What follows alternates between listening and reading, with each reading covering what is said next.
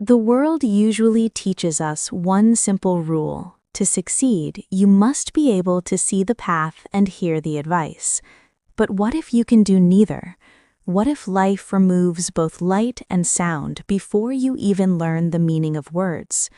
Most people would stop dreaming. Most people would surrender. But this story is not about most people. This is the story of a girl who rewrote the meaning of strength. This is the story of Helen Keller. Helen Keller did not begin her life as a symbol of courage. She began it as an ordinary baby, born in 1880 in a small town in Alabama, United States. Her early days were filled with warmth, laughter, and love. Her parents believed they had a healthy, curious child. Everything seemed perfect, and the future looked bright. No one knew that darkness and silence were quietly waiting at the door. When Helen was only 19 months old, she fell seriously ill. Doctors were unsure of the disease. Some believed it was scarlet fever. Others thought it was meningitis. For days, her family feared she would not survive. But Helen lived. Her body recovered, but her senses did not. When the fever left her body, it took something precious with it.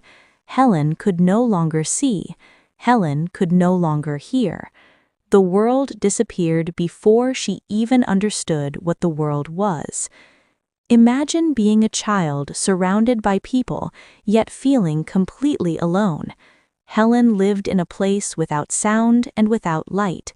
She could not understand spoken language. She could not copy behavior easily. Her world was full of confusion, frustration, and fear. She wanted to express herself, but she had no tools. Anger became her language. Silence became her prison. As Helen grew older, her behavior became more difficult. She would scream, throw objects, and hurt herself or others. Not because she was cruel, but because she was trapped inside emotions she could not explain. Her family loved her deeply, but they did not know how to help her. Many people believed Helen could never be educated. Some even thought she was mentally disabled. The world had already decided her limits. But destiny had different plans. In 1887, when Helen was 6 years old, a young teacher arrived at the Keller home. Her name was Anne Sullivan. Anne was not perfect. She had suffered from eye problems for most of her life and understood pain better than comfort. She had struggled, failed, and survived. And because of that, she believed Helen was not broken. She believed Helen was intelligent and capable. From the first meeting, Anne refused to treat Helen as a hopeless child. She treated her as a human being who deserved language, discipline, and respect. Anne began spelling words into Helen's hand using finger movements. At first, Helen felt nothing but confusion. These movements meant nothing to her. They were empty signals without meaning. But Anne was patient in a way that changes lives. One day, Anne took Helen to a water pump. As cold water flowed over Helen's hand, Anne spelled the word water into her palm. Something extraordinary happened in that moment.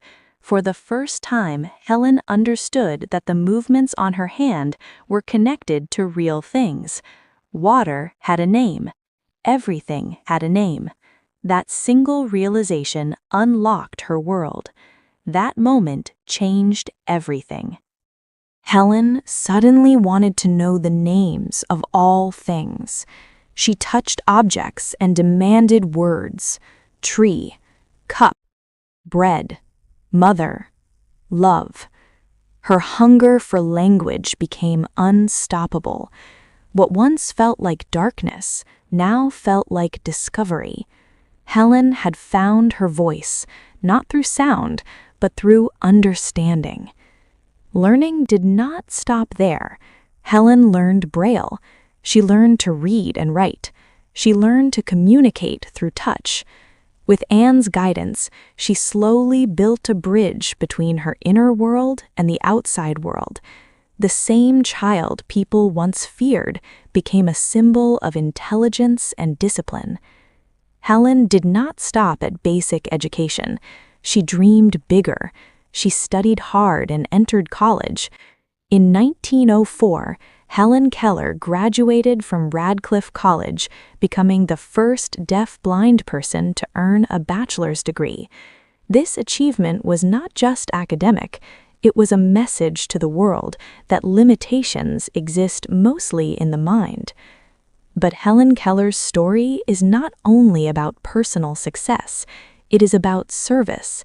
She did not use her education only for herself. She used it to help others. Helen became a writer, a speaker, and an activist. She traveled across the world, giving speeches, meeting leaders, and raising awareness for people with disabilities. Helen wrote many books, including her famous autobiography, The Story of My Life. Through her writing, she showed the world that darkness does not mean emptiness, and silence does not mean weakness. Her words were powerful, emotional, and full of hope.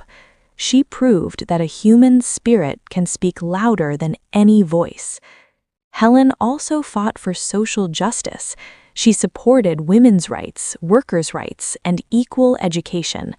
She believed that disability should never mean invisibility. She believed that every human life has value, dignity, and potential. Throughout her life, Helen faced pain, loss, and criticism, but she never allowed bitterness to control her heart. Instead, she chose courage, she chose determination, she chose purpose. She once said that character cannot be developed in comfort and quiet, but only through experience of trial and suffering. And she lived those words. Helen Keller passed away in 1968, but her story did not end. It continues every time someone refuses to give up. It continues every time someone learns despite difficulty. It continues every time someone chooses hope over fear. For English learners watching this video, Helen Keller's life offers more than inspiration. It offers confidence. Learning a language can feel frustrating. You may feel shy. You may feel slow. You may feel like quitting. But remember this story. If a girl without sight and sound could master words and ideas, then you can master a new language too. Helen Keller did not wait for perfect conditions. She created strength inside imperfect ones. She reminds us that success is not about what we have, but about what we do with what we have. So when life feels difficult, remember Helen Keller. When learning feels hard, remember Helen Keller. When doubt whispers that you cannot do it, remember the girl who lived in darkness and still became a light for the world.